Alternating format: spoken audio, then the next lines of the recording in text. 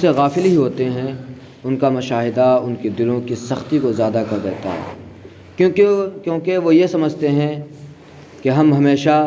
دوسروں کے جنازے دیکھتے رہیں گے اور یہ نہیں سمجھتے کہ انہیں بھی ایک دن لا محالہ اسی طرح اٹھایا جائے گا۔ وہ اس پر غور و فکر کریں لیکن وہ قرب کے باوجود غور و فکر نہیں کرتے ہیں، اور نہ ہی یہ سوچتے ہیں کہ آج جو لوگ جنازوں پر اٹھائے جا رہے ہیں یہ بھی ان کی طرح گنتی شمار میں لگے رہتے تھے، مگر ان کے سب حساب باطل ہو گئے۔ ان قریب ان کی میعاد یعنی ان کا وقت ختم ہوگا، لہذا کوئی بندہ جنازے کو نہ دیکھے مگر خود کو اسی حالت میں دیکھے، کیونکہ ان قریب وہ بھی اسی طرح اٹھا کر لے جایا جائے گا۔ وہ اٹھ گیا یا یہ کل پرسوں اسی طرح وہ دنیا سے اٹھایا جائے گا۔ جنازہ ہم اور آپ دیکھتے ہیں تو جنازے کے سامنے طرح طرح کی باتیں کرنے لگتے ہیں، اسی کے بارے میں باتیں کرنا شروع کر دیتے ہیں، حالانکہ یہ ہمارا اگلا مستقبل جاتا ہے کہ اس کے بعد ہمیں بھی اسی طریقے سے جانا ہے یہاں پہ۔ اس بارے میں غور و فکر کرنا چاہیے ہمیشہ۔ کسی شخص کا کوئی جنازہ دیکھے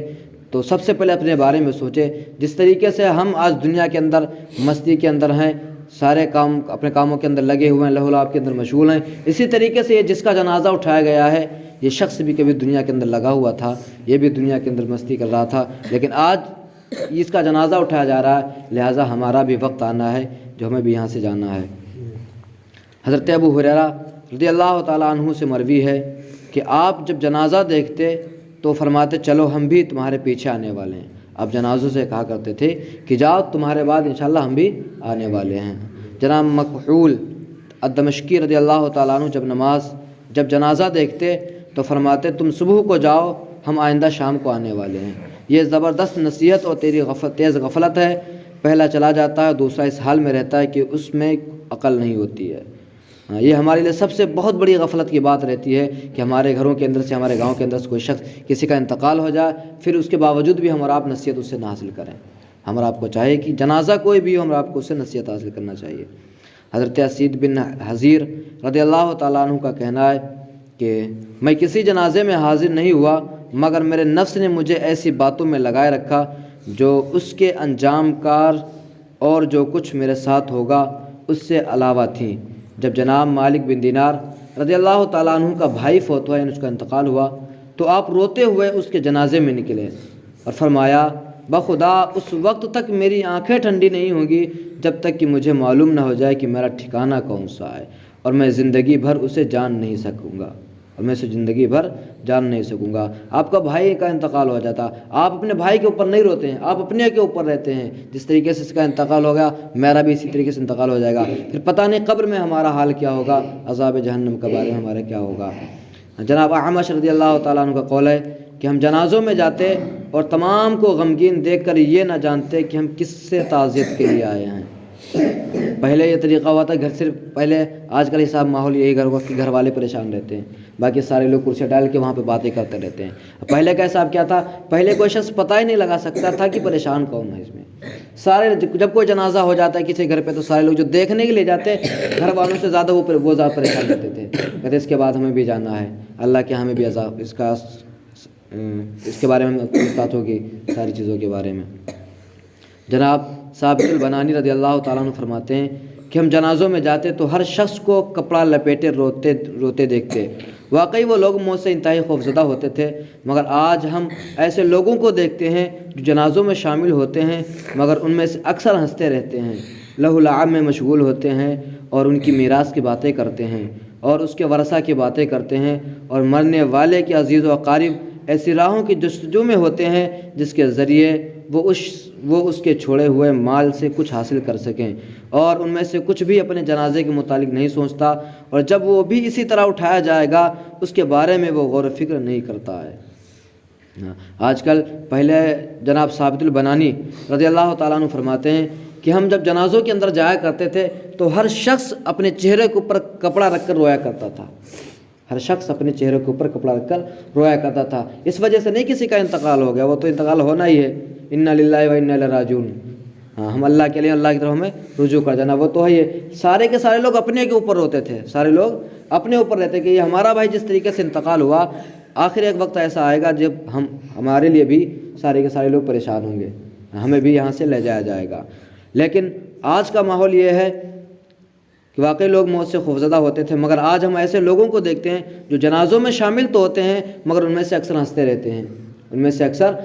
رہتے ہیں، لہو لعب کے اندر، کام کے اندر مشغول رہتے ہیں، اور جس کا انتقال ہو جاتا ہے اس کے لڑکوں کے بارے میں بات کرتے رہتے ہیں، اس کے زمین جائیداد کے بارے میں بات کرتے رہتے ہیں، یہ سوچنا شروع کر دیتے ہیں کہ اب بٹوارے کے اندر کتنا ان بچوں کو آئے گا۔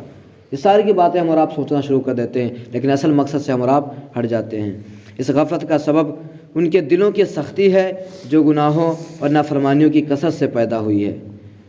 جو ہم اور آپ کو آج جنازہ دیکھتے ہیں پھر بھی ہم اور آپ ہنستے رہتے ہیں، تو مطلب یہی کہ ہمارے اور آپ کا احساس مر چکا ہے، ہمارے اور آپ کے دل مردہ ہو چکے ہیں، یہاں تک کہ ہم اللہ تعالیٰ، قیامت اور وحشتاً کیونکہ بھول بھی گئے ہیں جو ہمیں پیش آنے والی ہے۔ ہم لہو لعب میں مشغول ہو گئے ہیں جو ہمارے لیے بیکار ہیں۔ بس ہم اللہ سے اس غفلت سے بیداری کا سوال کرتے ہیں، کیونکہ جنازوں کے حاضرین کی سب سے عمدہ صفت یہ ہے کہ وہ جنازوں میں میت پر روئیں، حالانکہ اگر انہیں عقل ہوتی تو میت کی بجائے اپنی حالت پہ روتے۔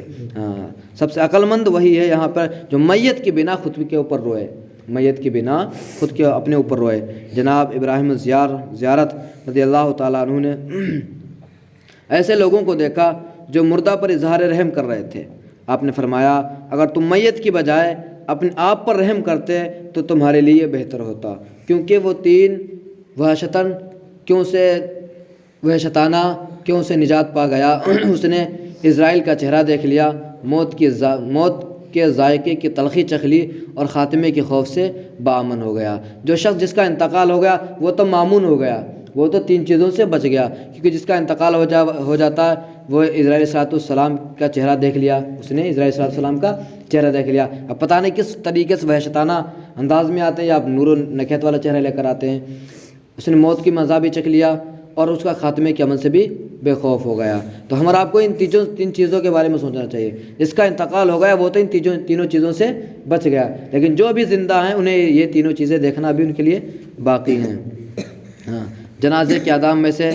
تفکر، تنبیہ، مستعدی اور متواضع ہو کر اس کے جیسا چلنا ہے،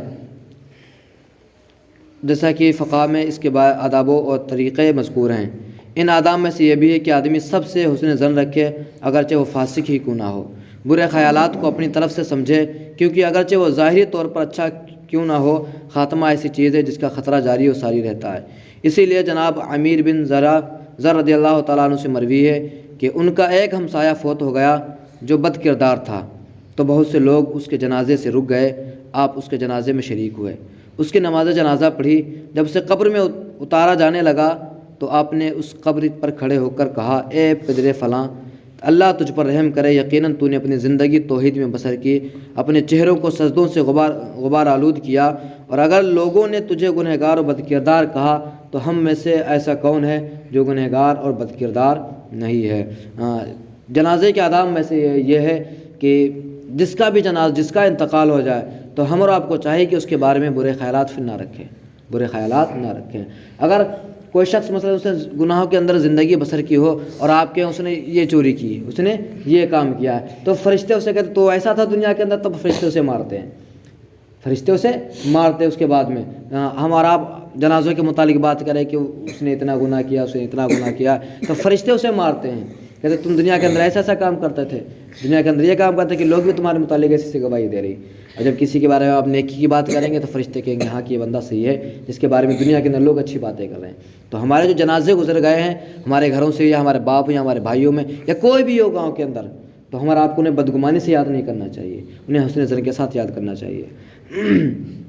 ایک آدمی جو گناہوں میں لگا رہتا تھا اس کا انتقال ہو گیا،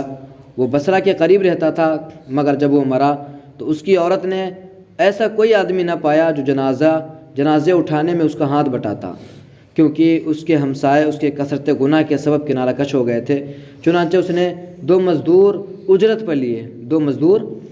پہ لیے اور اسے جنازہ گاہ میں لے گئے، مگر کسی نے اس کی نماز جنازہ نہ پڑھی اور وہ اسے صحرا میں دفن کرنے کے لیے گئے۔ اس علاقے کے نزدیک پہاڑ میں ایک بہت بڑا زاہد رہتا تھا۔ عورت جب اپنے شوہر کا جنازہ اٹھا کر لے گئی تو زاہد کو منتظر پایا، چنانچہ زاہد نے اس کی نماز جنازہ پڑھانے کا ارادہ کیا تو شہر میں یہ خبر پھیل گئی کہ زاہد پہاڑ سے اترا ہے تاکہ فلاں شخص کی نماز جنازہ پڑھائے۔ چنانچہ شہر کے سب لوگ وہاں روانہ ہو گئے۔ انہوں نے زاہد کی اقتداء میں اس کی نماز جنازہ پڑھی۔ لوگوں کو زاہد کے اس فعل سے سخت حیرت ہوئی۔ زاہد نے کہا مجھ سے خواب میں کہا گیا ہے کہ فلاں جگہ جاؤ، وہاں تمہیں ایک جنازہ نظر آئے گا جس کے ساتھ صرف ایک عورت ہوگی، تم اس شخص کی نمازہ پڑھو کیونکہ وہ مغفور ہے۔ یہ بات سن کر لوگوں کے تعجب میں اور اضافہ ہو گیا۔ زاہد نے عورت سے اس مرد کے حالات دریافت کیے اور اس کی بخشش کے اسباب کی تحقیق کرنا چاہی تو عورت نے کہا جیسا کہ مشہور ہے اس کا سارا دن شراب کھانے میں گزرتا تھا، شراب میں مست رہتے گزرتا تھا۔ زاہد نے کہا کیا تم اس کی کسی نیک عادت کو بھی جانتی ہو؟